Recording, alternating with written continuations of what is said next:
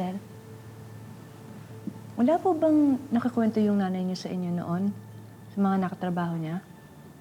Parang may nakwento siya sa akin. Ano ang pangalan? Pasensya na ho. Na-excite lang ho ako na marinig tungkol sa mga magulang ko.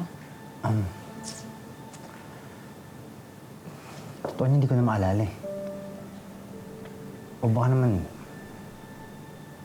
walang nasabi sa akin noon. Sabi niyo, may nakwento sa inyo. O di kaya sir, baka may notebook na naiwan yung nanay niyo sa inyo noon? Baka may impormasyon doon, may ibang nakasulat. Wala nga! Bakit po kayo nagagalit? Ayaw niyo po ba akong tulungan? Ang kulit-kulit mo kasi. Bakit ba ang dami mong tanong? Pakiramdam ko po kasi may tinatago kayo sa akin. Oo.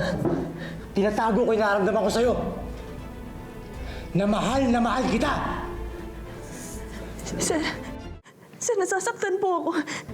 Sir, tama na po. Tama na po. Nasasaktan po ako.